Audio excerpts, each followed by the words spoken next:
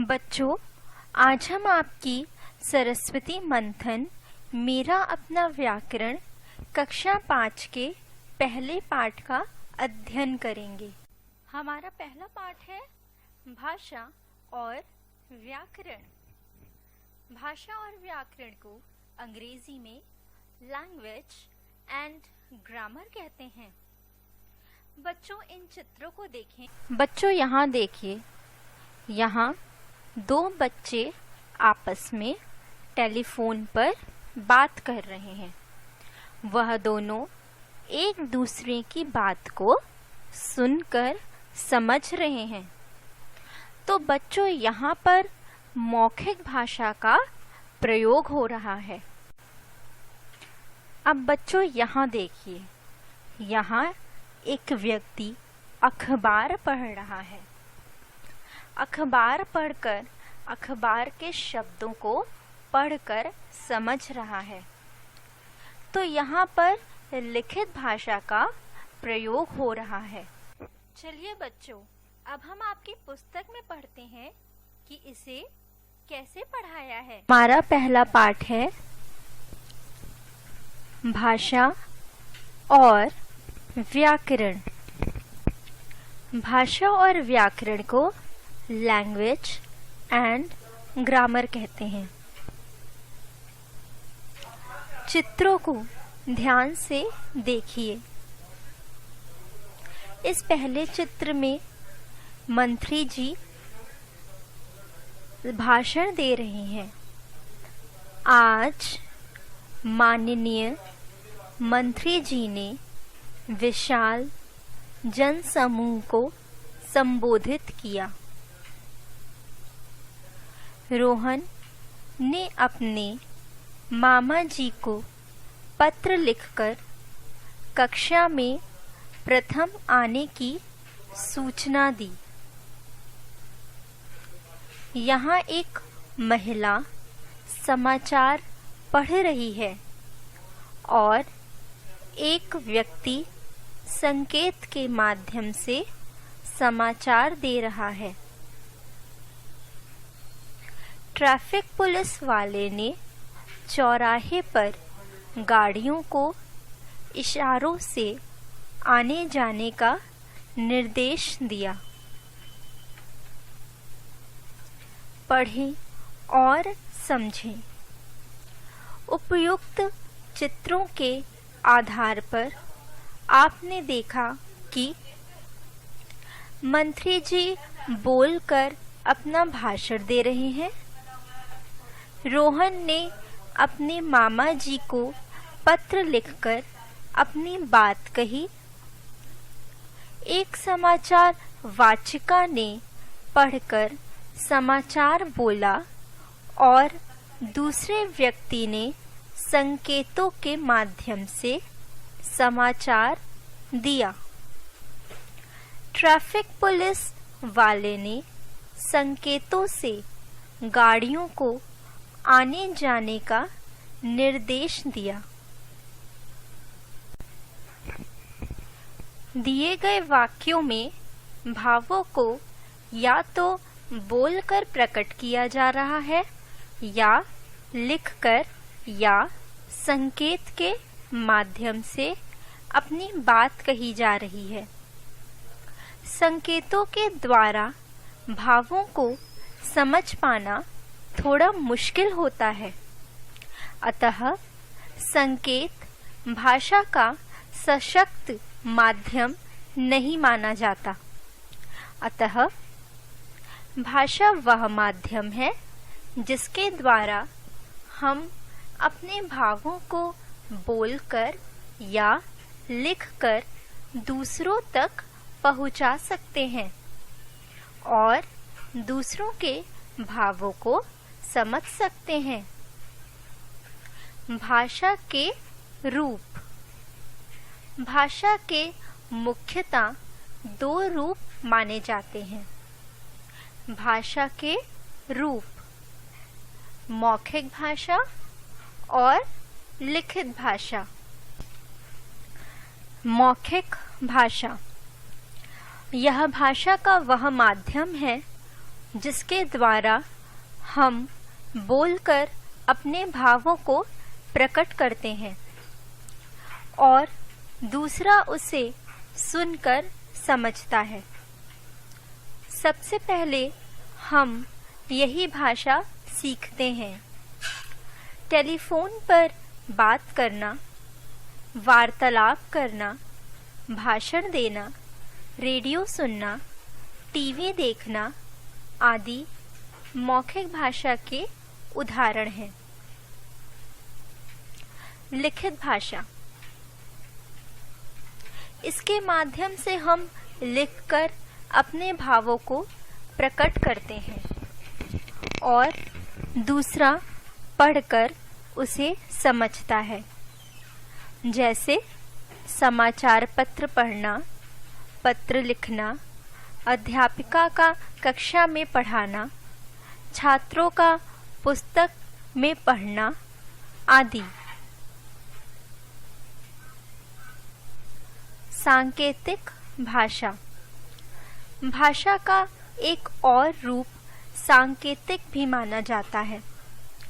इसके द्वारा हम विभिन्न प्रकार के संकेतों के माध्यम से एक दूसरों को अपनी बात समझा सकते हैं, किंतु इसके सीमित प्रयोग को देखते हुए इसे भाषा के रूप का दर्जा नहीं दिया गया है। बोली, बोली भाषा का मौखिक रूप है। जब किसी भाषा का प्रयोग किसी सीमित क्षेत्र की बोलचाल में किया जाता है तब उसे बोली कहते हैं। जैसे हरियाणा में हरियाणवी, राजस्थान में राजस्थानी, बुंदेलखंड में बुंदेलखंडी बोली आदि। भाषा का क्षेत्रीय रूप बोली कहलाता है। भाषा और बोली में अंतर। बोली किसी क्षेत्र विशेष तक ही सीमित होती है, जबकि भाषा बहुत बड़े स्तर पर बोली जाती है। भाषा की लिपि होती है, पर बोली की लिपि नहीं है।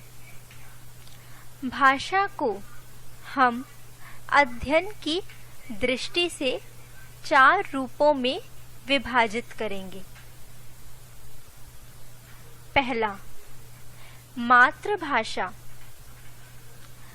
बच्चा जो भाषा सबसे पहले अपने परिवार में बोलना सीखता है उसे मातृभाषा कहते हैं। यह भाषा प्रत्येक देश व राज्य की अलग-अलग हो सकती है। जैसे पंजाबी परिवार में पला बड़ा बच्चा पंजाबी सीखता है, जापान का बच्चा जापानी सीखेगा आदि। दूसरा, राजभाषा। राजकीय या सरकारी कामकाज की भाषा को राजभाषा कहा जाता है। भारत में हिंदी को 14 सितंबर 1949 को राजभाषा का दर्जा दिया गया था। तीसरा, राष्ट्रभाषा। पूरे राष्ट्र में बोली और समझे जाने वाली भाषा राष्ट्रभाषा कहलाती है। यह उस राष्ट्र की संस्कृति से संबंधित होती है। हिंदी हमारी राष्ट्रभाषा भी है। चौथा, अंतर्राष्ट्रीय भाषा। दुनिया भर में बोली व समझे जाने वाली भाषा को अंतर्राष्ट्रीय भाषा कहते हैं। अंग्रेजी को अंतर्राष्ट्रीय भाषा के रूप में मान्यता प्राप्त है क्योंकि यह विश्व की सर्वाधिक प्रचलित भाषा है। भाषा का क्षेत्र। भारत की प्रमुख भाषाएं व क्षेत्र। हमारे देश में लगभग प्रत्येक राज्य की अपनी भाषा है। अब तक हिंदी सहित कुल 22 भाषाओं को मान्यता प्राप्त है। इन्हें भारतीय भाषा कहते हैं। हमारे देश में हिंदी, उर्दू, संस्कृत, तेलुगु, उड़िया, असमिया, तमिल, मराठी, नेपाली, पंजाबी, कोंकणी, सिंधी, मणिपुरी, बंगाली, मलयालम, कश्मीरी, कन्नड़ आदि भाषाएं बोली जाती हैं। राज्य भाषा। असम। असम में असमिया बोली जाती है। कश्मीर में कश्मीरी। तमिलनाडु में तमिल। महाराष्ट्र में मराठी। केरल में मलयालम। मणिपुर में मणिपुरी। हिमाचल में डोगरी।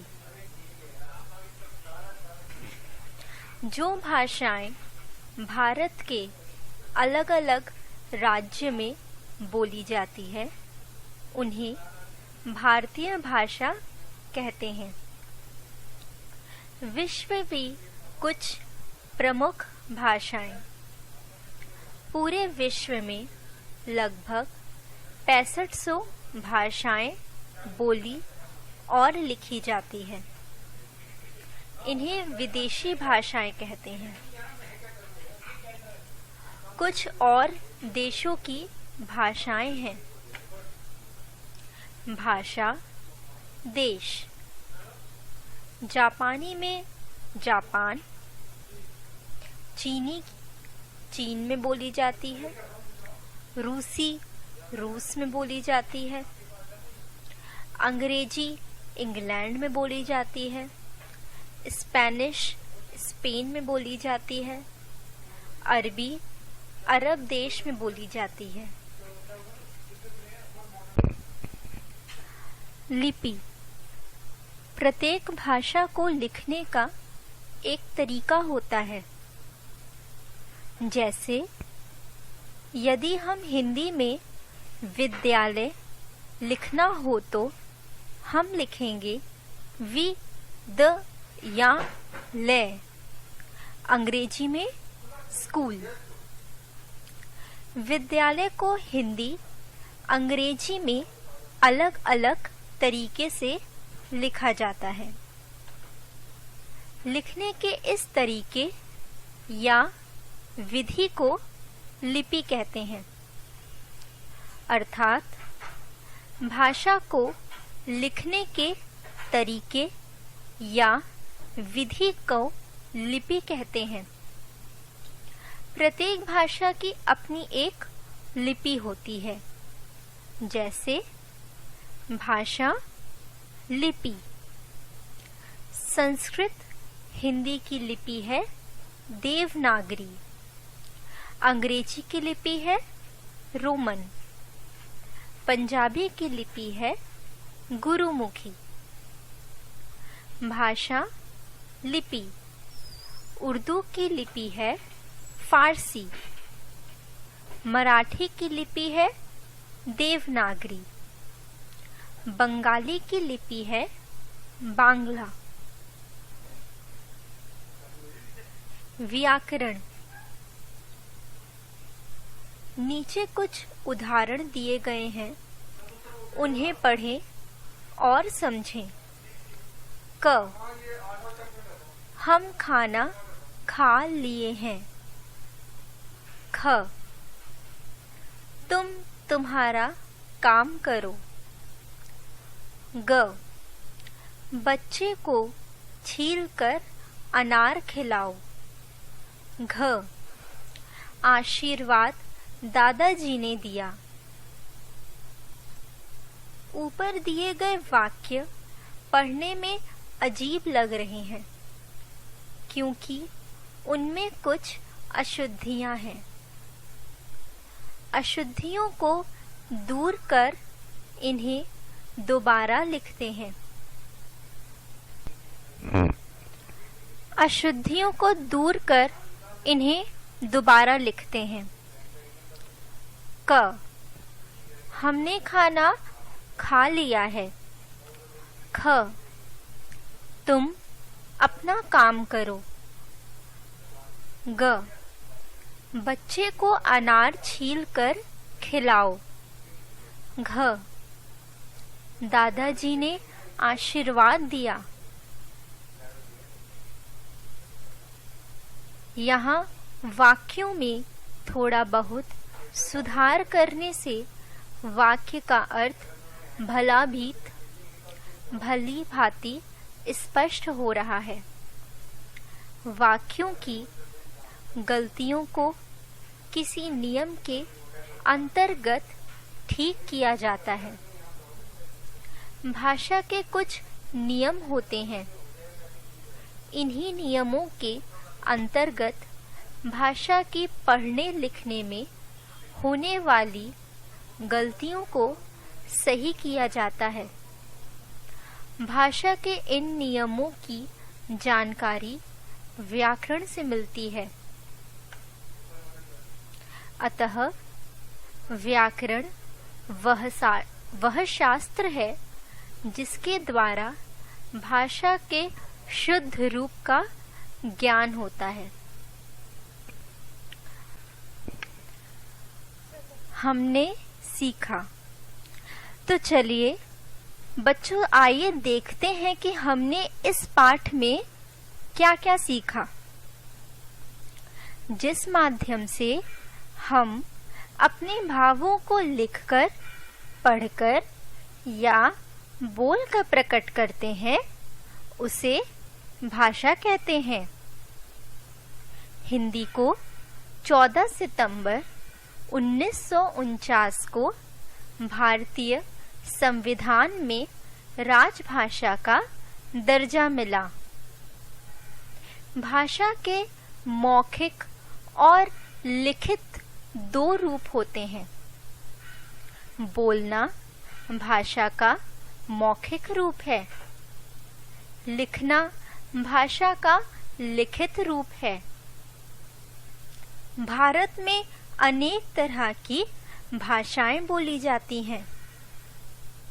प्रत्येक देश की अपनी एक भाषा और लिपि होती है। सभी यूरोपीय भाषाओं की लिपि रोमन है। हिंदी देवनागरी लिपि में लिखी जाती है।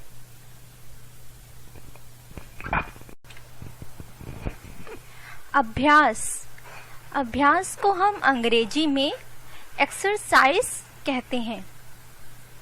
पाठ की समझ। पहला, नीचे दिए गए प्रश्नों के उत्तर लिखिए। क, भाषा किसे कहते हैं? उदाहरण सहित लिखिए। बच्चों, आप अपने पाठ को दोहराएं और याद करें कि भाषा किसे कहते हैं और सोचकर इसका उत्तर लिखें। आपको मैंने पढ़ाया है कि हम बोलकर और लिखकर अपनी बात दूसरों तक पहुंचा सकते हैं। उसी को हम भाषा कहते हैं। इसका उत्तर है जिस माध्यम से हम अपने भावों को लिखकर, पढ़कर या बोलकर प्रकट करते हैं उसे भाषा कहते हैं। जैसे हिंदी, अंग्रेजी, उर्दू, पंजाबी आदि। ख, भाषा के रूपों को उदाहरण सहित समझाइए। बच्चों, भाषा के कितने रूप होते हैं? भाषा के 2 रूप होते हैं। कौन कौन से? पहला, जब हम लोग बोलते हैं तो उसे हम मौखिक रूप कहते हैं, और दूसरा, जब हम लिखते हैं तो हम उसे लिखित रूप कहते हैं। तो इस तरह से भाषा के 2 रूप होते हैं, पहला मौखिक रूप और दूसरा लिखित रूप। इसका उदाहरण है, जैसे भाषा के मौखिक रूप के 2 उदाहरण, जैसे नेताजी भाषण दे रहे हैं, और लिखित रूप के उदाहरण हैं, दादाजी समाचार पत्र पढ़ रहे हैं। ग, किस भाषा को राजभाषा का दर्जा मिला और कब? बच्चों, हम आमतौर पे कौन सी भाषा बोलते हैं अपने भारत देश में? हम अपने भारत देश में हिंदी बोलते हैं। तो हिंदी को राजभाषा का दर्जा मिला है। और वहाँ कब मिला? 14 सितंबर 1939 को हमें हिंदी को राजभाषा का दर्जा मिला। ग, सबसे पहले सीखी जाने वाली भाषा है। हम सबसे पहले कौन सी भाषा बच्चों सीखते हैं? लिखित या मौखिक? हम सबसे पहले मौखिक भाषा सीखते हैं। तो इसका उत्तर होगा मौखिक। भाषा की समझ। दूसरा, नीचे दिए गए प्रदेशों की भाषा लिखें और यह भी बताएं कि वह प्रदेश देश की किस दिशा में पड़ता है। उदाहरण देखें। प्रदेश, उत्तर प्रदेश। बोली हिंदी, और दिशा उत्तर दिशा। अब तमिलनाडु प्रदेश है, उसकी बोली है तमिल और उसकी दिशा है दक्षिण दिशा। प्रदेश असम, उसकी बोली है असमिया और दिशा है पूर्व दिशा। महाराष्ट्र, महाराष्ट्र की बोली है मराठी और उसकी दिशा है पश्चिम। मणिपुर, मणिपुर की बोली है मणिपुरी और उसकी दिशा है पूर्व दिशा। गोवा, गोवा की बोली है कोंकणी और उसकी दिशा है पश्चिम। कश्मीर, कश्मीर की बोली है कश्मीरी और उसकी दिशा है उत्तर। कोलकाता, कोलकाता की बोली है बांग्ला और उसकी दिशा है पूर्व दिशा। तीसरा, नीचे दिए गए भाषाओं की लिपि लिखिए। भाषा मराठी, उसकी लिपि है देवनागरी। पंजाबी लिपि है गुरुमुखी। संस्कृत लिपि है देवनागरी। भाषा उर्दू लिपि है फारसी। अंग्रेजी इसकी लिपि है रोमन। नेपाली इसकी लिपि है देवनागरी। चौथा, नीचे दिए गए वाक्यों में सही शब्द चुनकर भरिए। क, भाषा के शुद्ध रूप की जानकारी से मिलती है। बच्चों, भाषा के शुद्ध रूप की जानकारी किससे मिलती है हमें? भाषा से या व्याकरण से? भाषा के शुद्ध रूप की जानकारी हमें व्याकरण से मिलती है। ख, भाषा तमिलनाडु में बोली जाती है।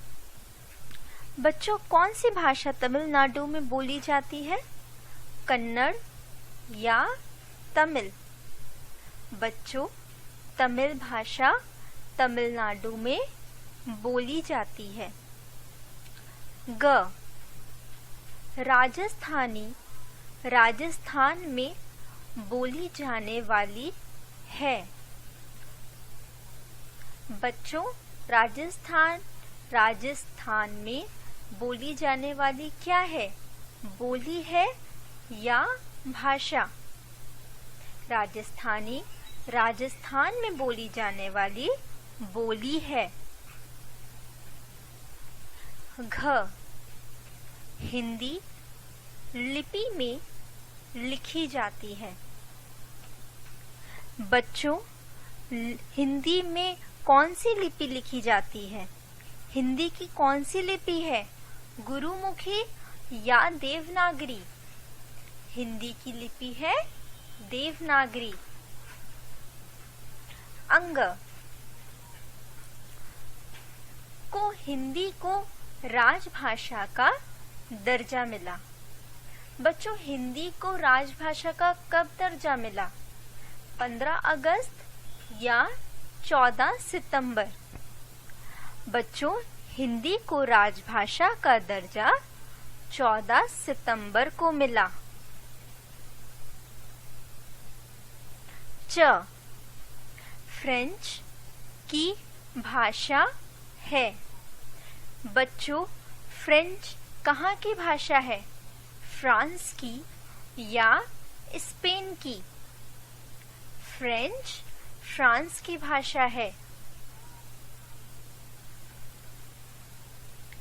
भाषा की परख। 5वां, निम्नलिखित कथनों के सामने सही या गलत लिखिए। क, लिखना भाषा का मौखिक रूप है। क्या बच्चों, लिखना भाषा का मौखिक रूप है? नहीं, लिखना भाषा का लिखित रूप है। तो यह वाक्य गलत है। इस पर आप गलत का चिन्ह लगाएंगे। ख, भोजपुरी भाषा का क्षेत्रीय रूप बोली कहलाती है। बच्चों, क्या भोजपुरी भाषा क्षेत्रीय रूप बोली कहलाती है? नहीं, यह वाक्य गलत है। ग, मलयालम आंध्र प्रदेश की भाषा है। क्या बच्चों, मलयालम आंध्र प्रदेश की भाषा है? नहीं, यह वाक्य गलत है। इस पर आप गलत का चिन्ह लगाएंगे। घ, लिपि भाषा को लिखने का एक तरीका है। क्या लिपि भाषा को लिखने का एक तरीका है? जी हाँ, ये वाक्य सही है। इस पर आप सही का चिन्ह लगाएंगे। अंग, अरबी अरब देशों की भाषा है। क्या बच्चों अरबी अरब देशों की भाषा है? हाँ, यह वाक्य सही है। इस पर आप सही का चिन्ह लगाएंगे।